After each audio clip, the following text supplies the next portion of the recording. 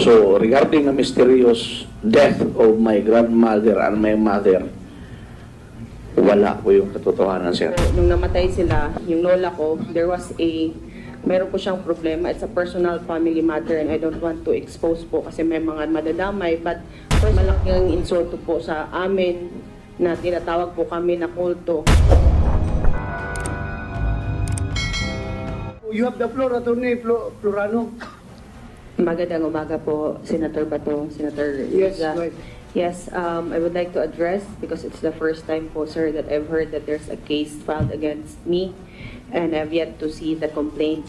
But for the record po, Your Honor, Mr. Chair, I am surprised because I'm the first person po naglilink between the PNP and the officers po ng SPSI. Police Colonel Audrey Rose Rivero can attest to that, na ako po yung naglilink para po mapanatili po ang katahimikan at order po sa aming lugar.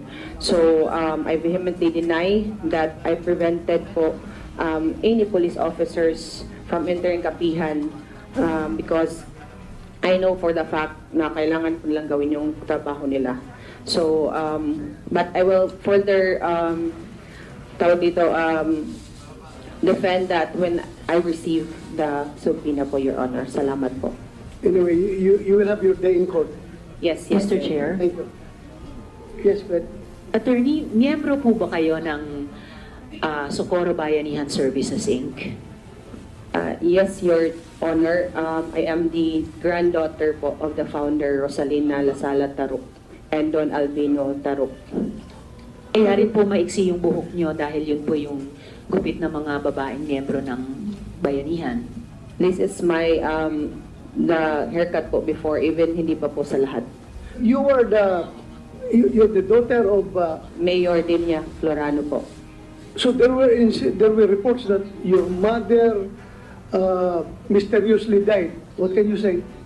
Yes, I have also, I have actually, dalawa lang, can I please narrate short brief history po, Your Honor? Yes, yes. Ang lolo ko po, the founder, Don Albino Tarok, married to my grandmother, Rosalina Tarok, and they only have one child, my mother po, who was a former mayor for 2 terms, Mayor Denia Tarok Florano. Dalawa lang po kaming anak niya, ako po, Attorney Raldente Florano, at andito po yung kapatid ko, my older brother, Raldin Tarok Florano po. My mother married a priest po, Rostom Serrano Florano. He is a Monsignor of Iglesia Filipina Independiente, and he has served for more than 30 years in our church po. Me and my brother grew up in a very religious environment. My grandfather, Don Albino Tarok, even donated the lot where our IFI church is built now in Socorro. And my grandmother is also a very religious woman as well. Na during her time in 2018, she led the renovation of our church through the Bayanihan Spirit. Tulong-tulong po yung mga membro, contributing their labor and money for the renovation of the building. So, it is on personal note, it is very malaking insulto po sa amin na tinatawag po kami na kulto because my grandparents, as what the former chairperson of Socorro Task Force, Kapihan, has described them, virtuous people po, Your Honor. And they are very God-fearing. They are well-respected po sa community. So kami po, pinalaki po kami ng tatay namin na may takot po sa Diyos. So I, for myself, could never and ever praise any other person other than our Jesus Christ, our Savior.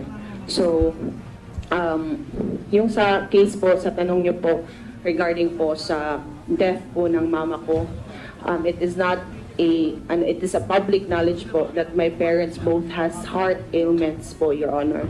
Yung lola ko po, meron siyang enlargement of the heart as well as my mother. Nasa genetics po namin iyon. That's why we have conducted mostly mga 3 times a year po kami nagpapa-check up sa cardiologist. So before po, nung namatay sila, yung lola ko, there was a meron po siyang problema. It's a personal family matter and I don't want to expose po kasi may mga madadamay. But personally, we believe, me and my brother, that it was based on, the death is basically because of the heart ailment of my parent and my grandparent.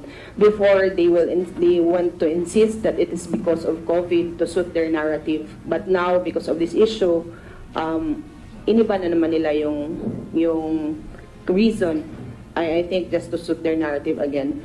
So, for the record, as far as you are concerned and your brother is concerned, there is no mystery as to the death of your mother. Yes, Your Honor. Yung brother mo sa likod, i-recognize natin. Okay, walang mystery. Can you let him speak, Your Honor, if Yes, you may? yes. Right. Ako pala si Geraldine Tarok Florano, ang nagkaisa nga po na lalaki ni Rosalina Tarok. So, regarding the mysterious death of my grandmother and my mother, wala po yung katotohanan, sir. Kasi kahit... Of course, kasi the first person to complain ay kayo dapat dahil kayo ang kami dapat... kamo hingtong kasi dyan. kami yung right person. Kayo, yeah. But so, ganito na lang, where are you living right now? Sa kapihan, sir. Sa Sa kapihan. loob talaga ng kapihan. O sa kapihan. May bahay kayo doon. May bahay kami. Pati ikaw, attorney. May pamilya ka rin doon, attorney. Ikaw rin. O, andito yung asawa at saka husband. Yung papa nga namin, sir, nandun ngayon sa Butuan. Okay. Sa kapihan din nakatira, sir.